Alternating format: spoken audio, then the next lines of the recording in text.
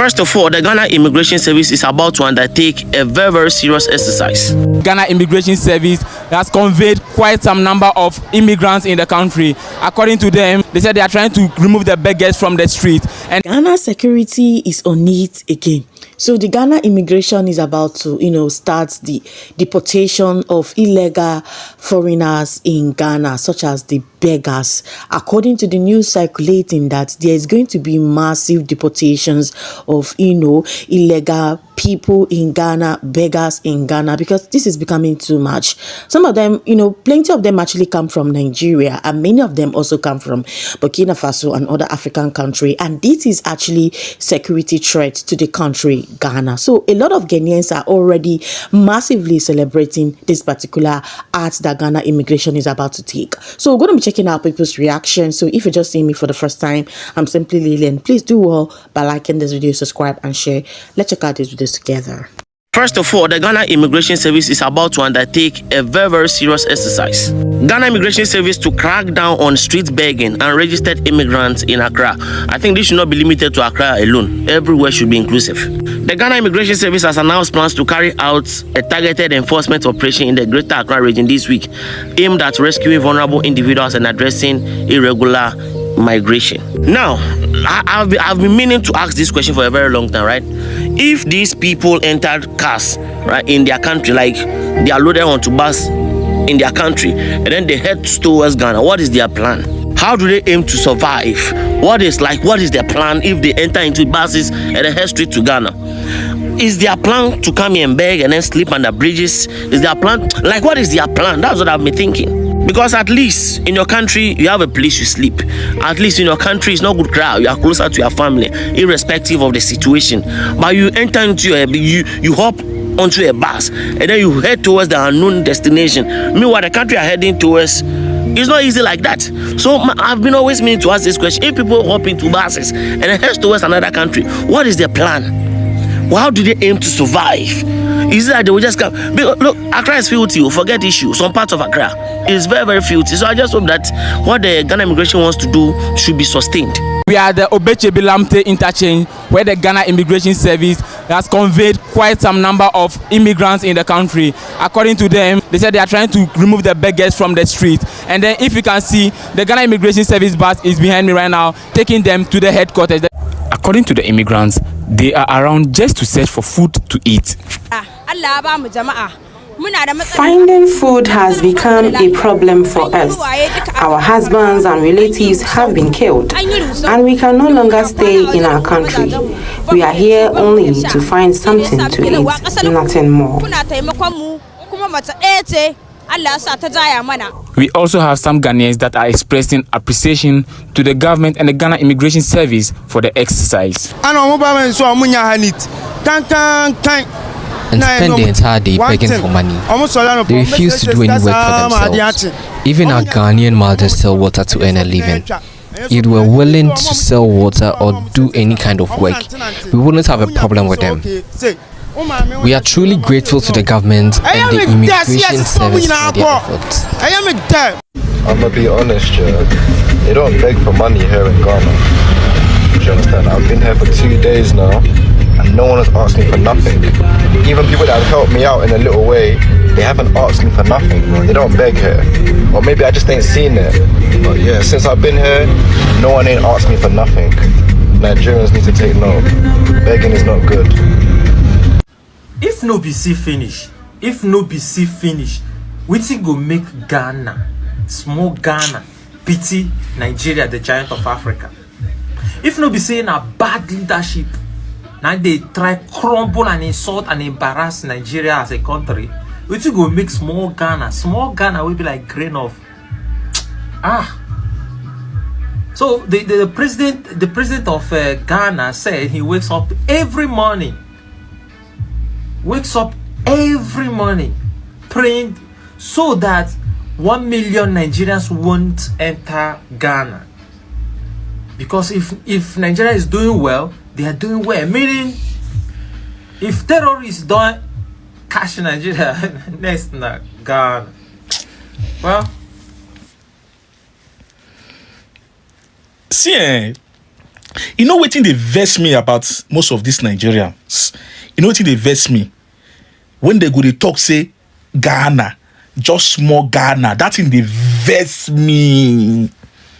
That thing dey vex me. A lot of una wey dey that country, Nigeria, we never even travel out sef, we never even see airport sef. Now you dey call Ghana just small Ghana. A lot of you for that country are very ignorant.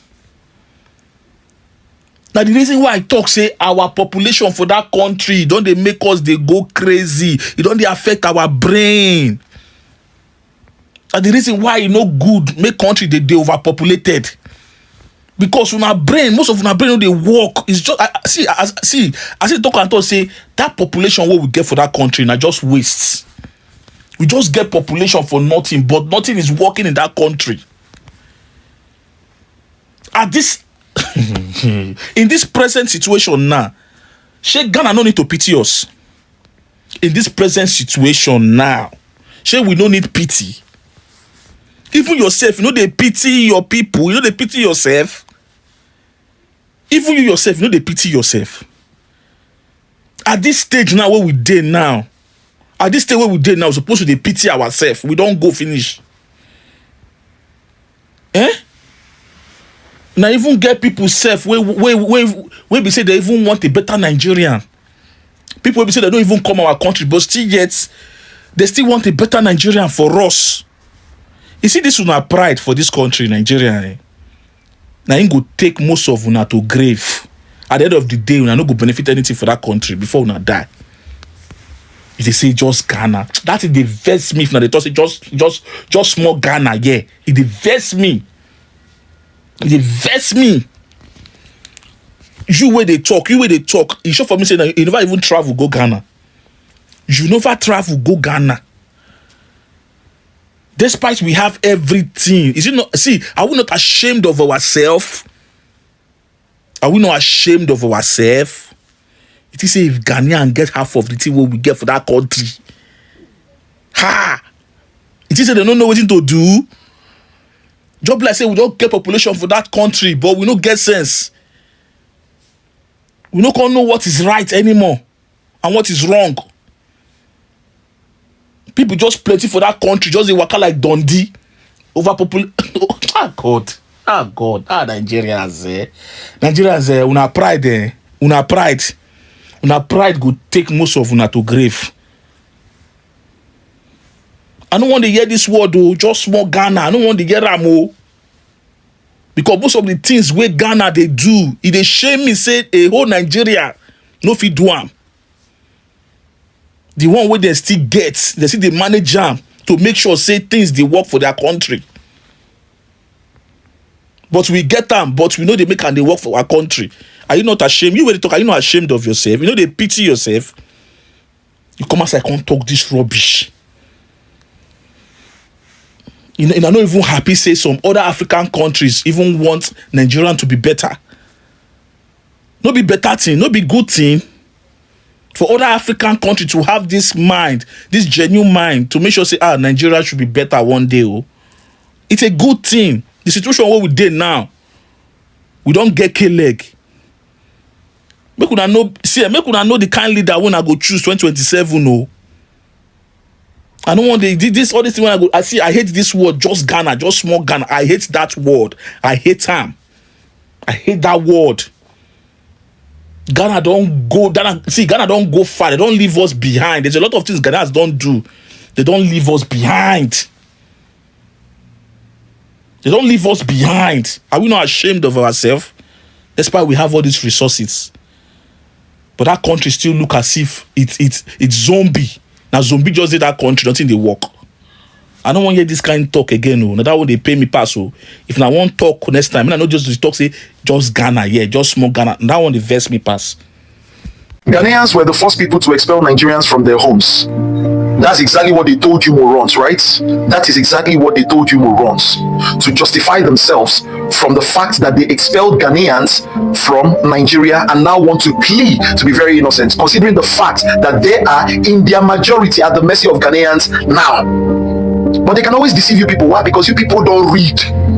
You people are morons. That's why they can always come and tell you people, and a lot of you people will believe. You people are so weak. You people are so dumb. And I'm talking about Nigerians.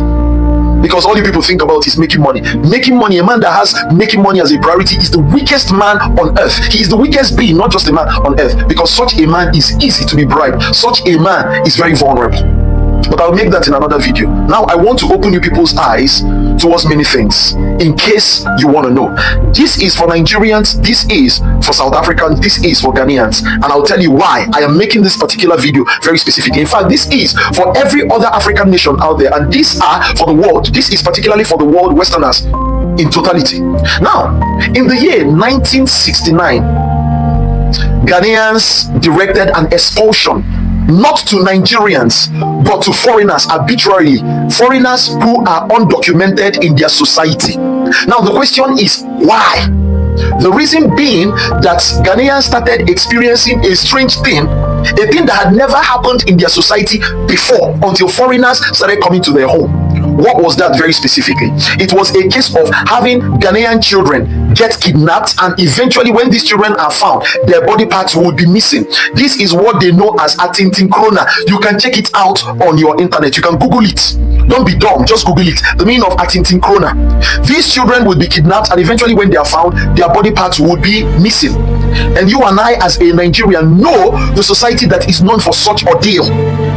We know that Nigerians are people in their majority who are known for kidnapping people, for kidnapping children, and doing or going away with their body parts.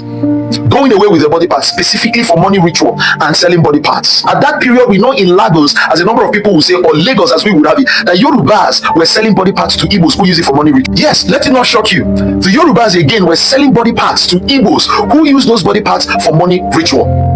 Would that shock you?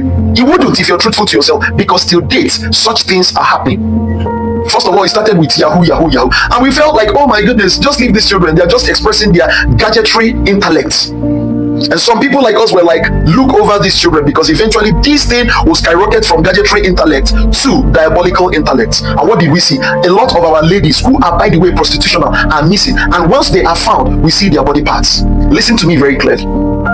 So afterward, in 1983 to 1985, something happened prior to that.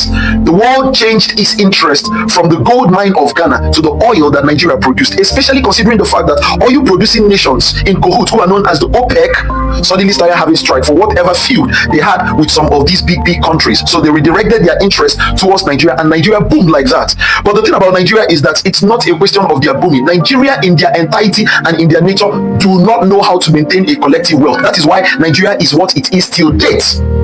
That is why it is what it is till date. That's why if you're reasonable and rational, you cannot envy Nigerians whatsoever, even when they are making their wealth, because their wealth is directly proportional to their destruction. Go and check every one of them from an individual point of view and from a collective point of view. It is directly proportional to their destruction.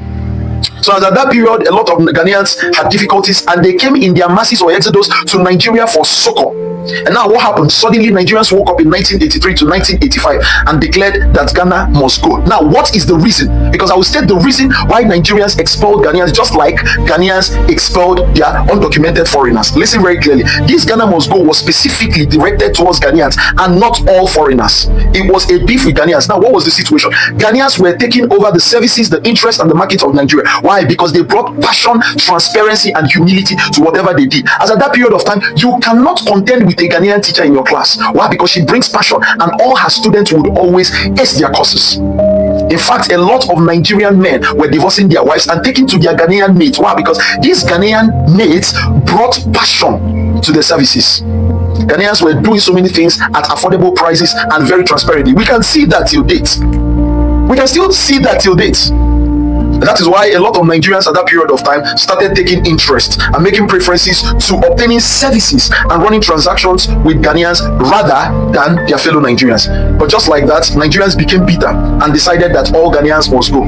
Now, we don't want to even talk about the fact that Ghanaians experienced one of the most gruesome, horrific reactions from Nigerians. As at that period of time, there were Ghanaians that would quietly hide out in the middle of the night to get a little bit of air at the Lagos beach.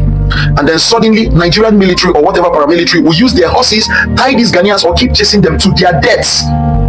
These people were met with horrific and terrific reactions from Nigerians, and a number of them were chased to their deaths, beaten to their deaths, and a number. Let's not talk about that because we don't want to incite a number of things. Ghanaians are very forgiving sets of people. But you people must adhere to what I'm about to tell you people right now, because that's the most important thing. Now, bringing to the now, we see that there are lots of influx. There is a massive influx of Nigerians to Ghana under the guise that they are seeking for succor. Now, you must remember that Nigeria has lost nothing. It's not like the natural resources of Nigeria had been redirected or shaken or had lost interest in the globe or had lost value in the globe. So why are Nigerians moving out from their own country to everywhere like sheep without shepherd? It is an agenda. It is an evil agenda. Now, I have been intimated that Nigerians have taken so much interest in moving to Ghanaian villages.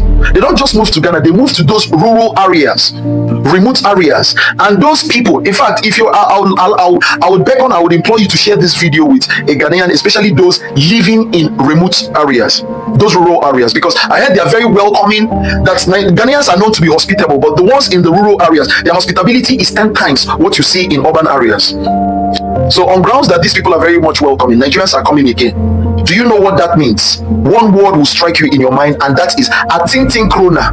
Go and check it out, you're a Ghanaian. Atintin Krona. Nigerians would start repeating Atintin Krona. So all of you people in rural areas that are so welcoming, it is not a bad thing to become hostile towards Nigerians because you're protecting your homes. Look at South Africa.